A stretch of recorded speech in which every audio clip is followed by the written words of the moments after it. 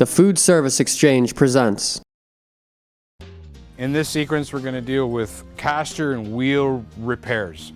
Whether you're upgrading, replacing something, you've prepped the grill, the roll dome's off, fuel's disconnected, you watched the other video on how to bring it this far. Now, in order for me to get into the repairs on casters and wheels or anything on the bottom of the grill, I'm going to have to invert it. I've recruited some help, so we're going to flip this upside down, okay?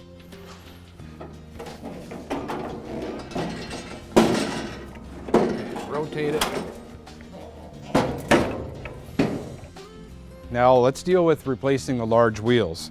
Crown Verity grills, these large 14-inch wheels from time to time do need to be replaced. Some of the tools required for this job, I've got a standard set of locking pliers, otherwise known as vice grip, flat nose pliers or linesman type pliers, a slot screwdriver, and a hammer. Okay.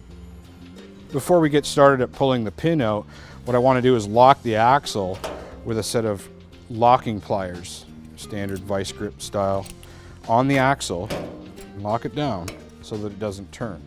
And I'll hold this with one hand so I have control over the rotation of that axle. And I'll bring my flat nose pliers into play here and start straightening out the tails, the ears on the cotter pin so that we can pull it out. It will be deformed, that's normal. If you can get it straight, just pull it out. If it sticks on you, which this one's doing, I'll bring a slot screwdriver into there, put it right in the eye of the cotter pin, and start tapping with a hammer.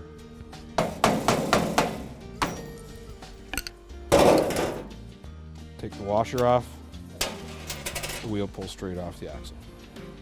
Okay, brand new wheel, ready to go.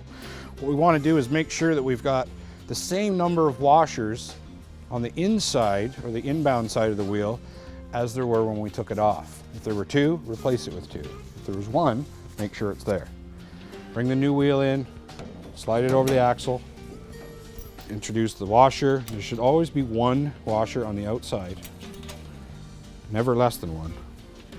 Drop the new cotter pin into the hole, slide it straight out.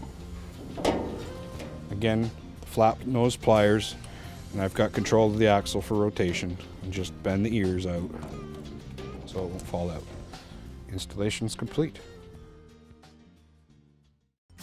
Okay, let's deal with caster replacement. I'm going to be a little bit thorough here in explaining this whole area. There's a lot of things going on here, not just the caster. If you've ever experienced loose hardware, especially in this area, and can't figure out how to get at the backside of it, we're going to explain that.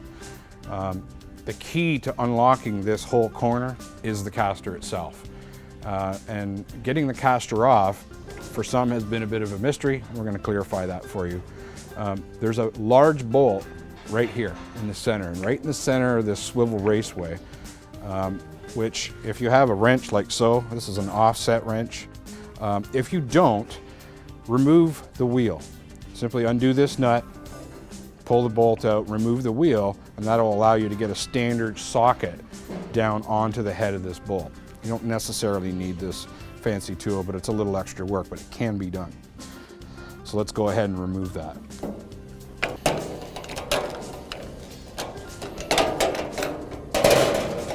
Okay, so here's your caster assembly with the bolt removed. We do use a thread locking compound on there to stop them from coming out. If you found that it's very stiff, a little bit of heat at times can help with removal. After the caster is removed, simply slide this stiffening plate out. Now we can access the back of these bolts so that we can deal with the caster mount. From time to time they do need to be replaced, or we need to bring the job at least this far to gain access to the fasteners that are behind here. So let's take this caster mount out completely. In order to do that, the only two bolts we have to take out are the outside two. Okay, let's take these bolts out.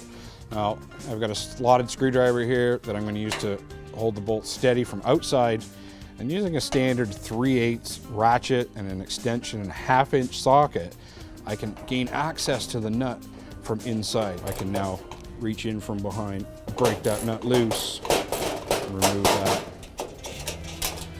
one inbound bolt, come around to the other side, again securing the bolt, break my nut loose.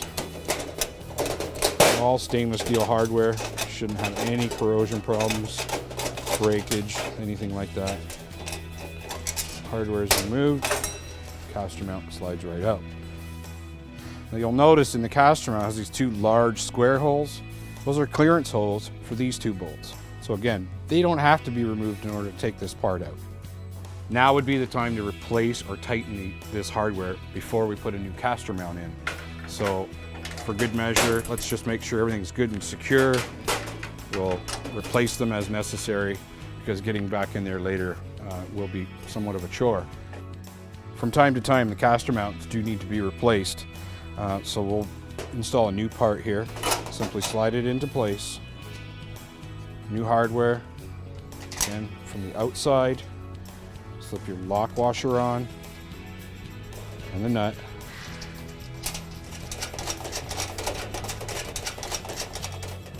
Flat screwdriver, my ratchet.